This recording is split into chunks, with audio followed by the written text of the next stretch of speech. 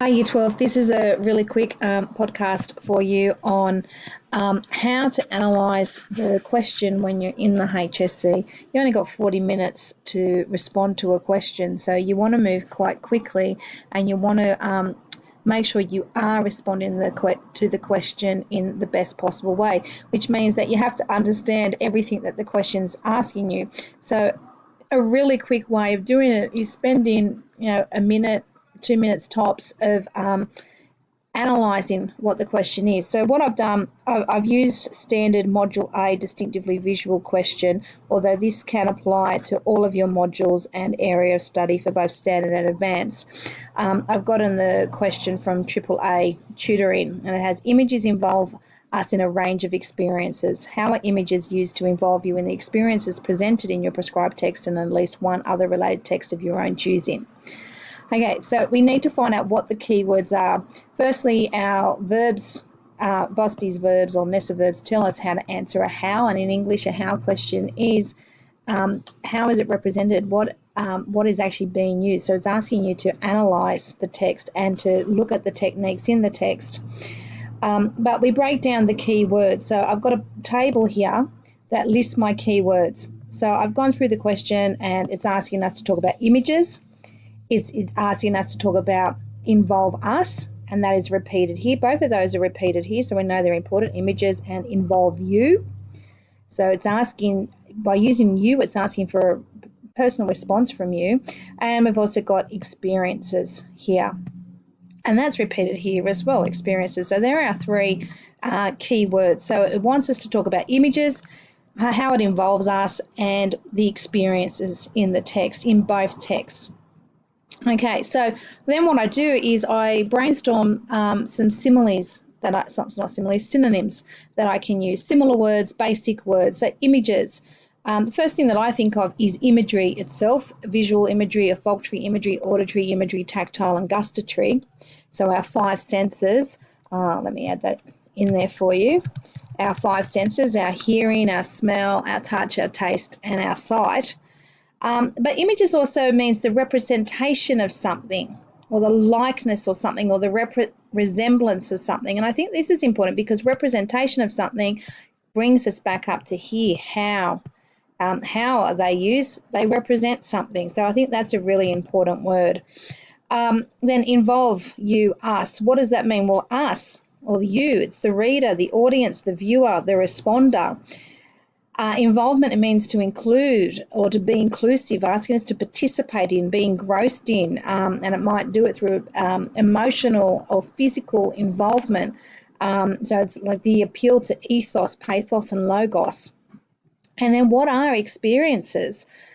So I've got an experience is an event, the experience of an event or the experience of an occurrence or the participation in something or the encounter in something. So these are the things that it's asking us. So how does it use all of these things to do all of this to reveal all of this? So the next thing I do is sorry, I've gone too far. I create I just do a quick brainstorm of noun groups and themes, or create a word bank for both my text. Now, a noun group, I've got a little definition from Google for you here. Noun group is when we use a noun or a pronoun. So Misto, who wrote Shoehorn's Anatomy, Misto is a pronoun. It's a name. So he, she, it. Pronouns. Misto is a proper noun, not a pronoun. You can tell it's school holidays. Sorry, Year 12.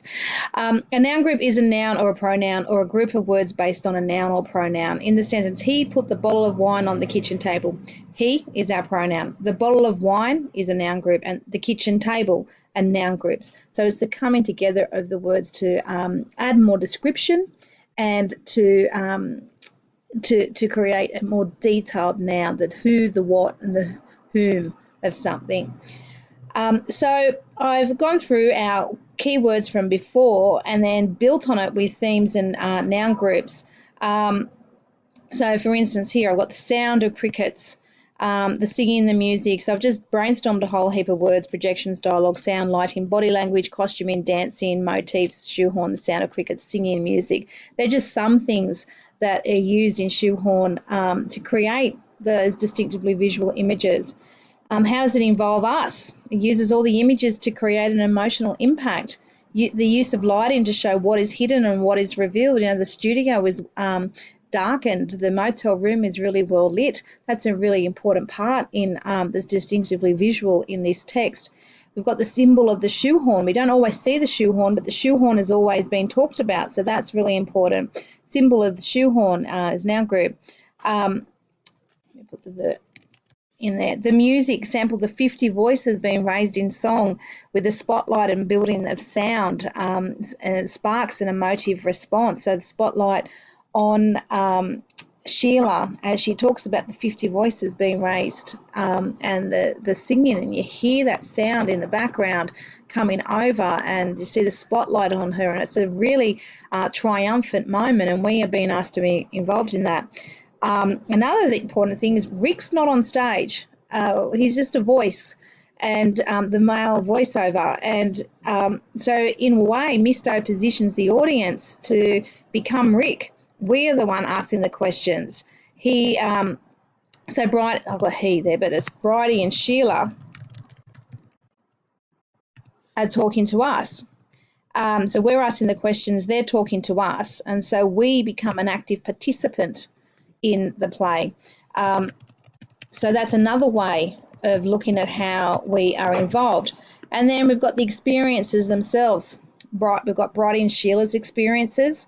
We've got the nurse, and they're different experiences. Remember that. They don't experience the things in the same way. They do experience it differently, and you would need to talk about that. You have all the nurses' stories, you have the women's stories, you've got the stories of Singapore, you've got the stories of Bella Lau, and you've got these real-life moments. You can come into the future. You've got David Jones Food Hall as well, which is another experience. It does add a little bit of humour, but underneath that humour is a very poignant, disturbing moment for Bridie. You've got the treatment of the women by the Japanese soldiers. You have the treatment of the women by the British and Australian governments. The ironic use of keep on smiling, which they refer to. You've got the use of actual events, the slow reveal of the truth throughout the play. So we're invited into their story, but because we are Rick, we're also observers of the story, ignorant of the truth, just as Rick is ignorant of the truth. The images recreate the experiences, so we become participants in that experience. The very nature of theatre itself is an experience for the audience. It's not like seeing a movie.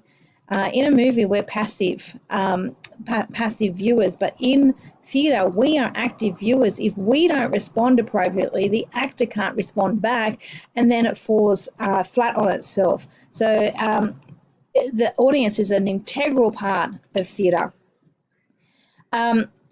It's about the painful memories, and we have Bridie and Sheila coming together at the end in their dance. And dance, of course, we mentioned in our images, is a motif throughout the play. So then I've got from all of that, I've got my themes. It's about the truth of experience, and it's about the memory of experience, the pain of experience, and even the reconciliation after reliving those experiences. So from all of that, and here I'm starting to get, okay, this is what we're wanting to do. How does he show this? He does it by involving us and including us, and he includes us by the use of distinctively visual images. So from there, what you would need to do is use this box here, and you would do the same for your related text. You would use those boxes, and you would use these boxes up here to come up with some sentences that you can use. So you make sentences. You make 5 sentences. I think I've only got 4 there, and one of them's not finished. And I would actually like to do another one where I use the word represent, because I forgot that was in the table earlier. But we got through the use of emotive images. Misto invites the audience to participate in the experiences of the women in prisoner of war camps to reveal a long-hidden truth. Or Misto uses distinctively visual images to invite the audience to experience the truth and painful memories of being a female prisoner of war. Misto's use of distinctively visual images involve the audience in the memories of being a prisoner of war too. And I would probably get in my represent there, to represent, and something about the hidden truth of war, or the painful memories of war, reconciliation, whatever it is that I'm wanting to say. And then, of course, I've thrown in another one here because it's actually not just about shoehorn, it's about two texts. So what distinctively visual images involve the responder in the recreation of experiences to reveal concealed truths. So you come up with as many sentences as you can with those boxes, and I would suggest that at this point, with a week to go before your HSC, you get as many past paper exam questions as you can and actually go through this process and do this for every question, every module, every area of study question that you can find, and bounce it around, and then start to look for the common threads between all of your questions. Remember, the questions come from the rubric itself. Good luck in the exams. Only a week to go, and we are rooting for you. We are on your side, and we hope you do really well. Keep studying hard.